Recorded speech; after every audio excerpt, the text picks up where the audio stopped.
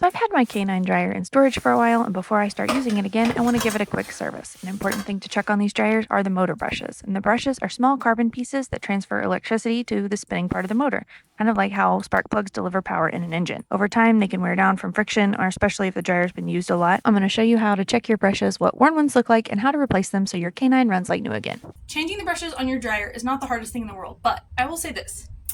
There are a lot of levels, just like in grooming. There are people who know how to bathe a dog. There are people who know how to bathe a dog well. There are people who know how to, master groom and put a standard poodle in a continental. And a lot of room in between, right? Same thing with electrician work, and that is what this is. So, with electrical work, some people do good to change a light bulb, right? Some people know how to change a light switch cover. Some people know how to change an outlet. Some people can rewire their whole house. Some people can rewire the whole town. There's a big spectrum in there, and the line between do-it-yourself and actual electrician for everybody is a little bit different in there as far as where they feel comfortable. But I would say this: if you are not comfortable changing an outlet in your house, I don't mean changing the cover, I mean knowing what to do with this right here, don't attempt this. There's no shame in asking a sharpener or an electrician for help in taking care of your tools. If you know how to do this, you probably feel pretty comfortable with electrical work, and this will be, changing brushes on your dryer will be no big deal. If you've ever rewired an outlet in your home or changed a light fixture out maybe, that's going to be a similar caliber to working on your dryer. So there's no shame in admitting that you're no electrician. What you don't want to do is be too proud to ask for help. Get in here and mess up your dryer, because then you are neither an electrician nor are you grooming dogs, because your dryer is going to be messed up. Okay, so tools you will need. You will need a screwdriver. This is not just any screwdriver. This is an electrician's screwdriver, so it has multiple bits and ends on it. Most of the time, your canine dryer is going to have a square drive screw in here. Most models that I know of, in recent years anyways, they've used a square drive. This is a very old dryer, and it also has a square drive.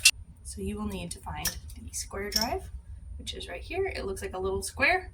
And that is what you'll be using to take the first part off of this dryer. You will also need a crescent wrench that is 1/2 inch.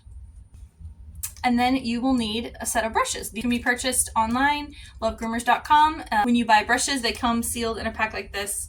So 2 come on 1 card. So this is 1 unit of brushes. So if you have a Canine 3 dryer, each one of these canisters only has 1 motor in it, so servicing it is a lot simpler. If you have a Canine 2 dryer like me, you're going to need a few extra tools. To reach into that more difficult end of the dryer, you're going to want some vice grips and a heat gun. I'm going to use this as an opportunity to service my whole dryer, so I'm going to clean it inside and out. So I'm going to be removing both end caps. That is the end cap that has the hose attachment, and then also the filter end cap, and I'm going to be replacing my heavy duty filter, so I'll show you that.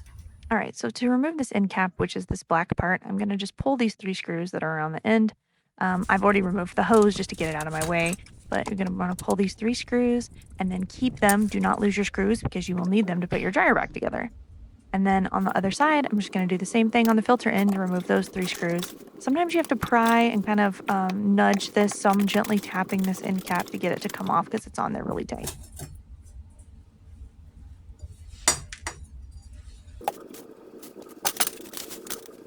Okay, at this point, I'm going to use some wet wipes and wipe anything and everything that I can just to clean the dust and debris off of this dryer now that I've got the end caps off. Okay, yuck. That obviously needed it. So now that I've got the dust and crud off of this thing, let's get into the guts of the dryer.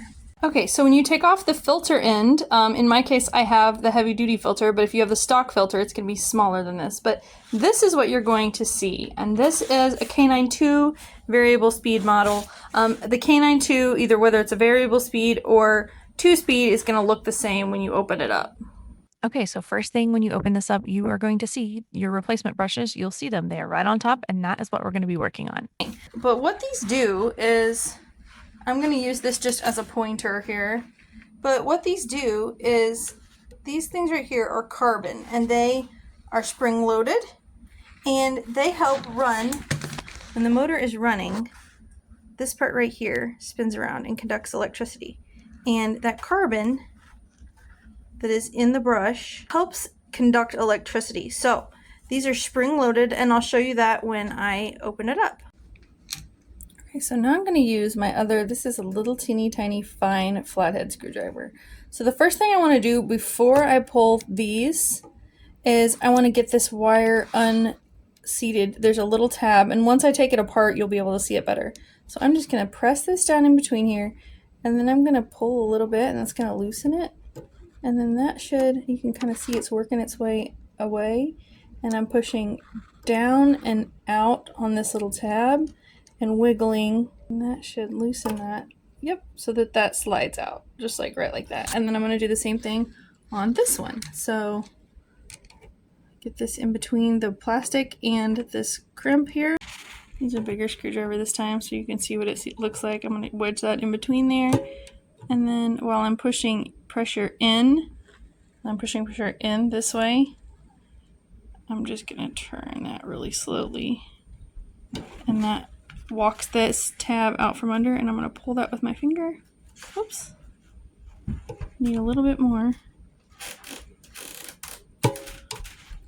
That should do it. And now that is loose. Now I'm ready to pull these screws.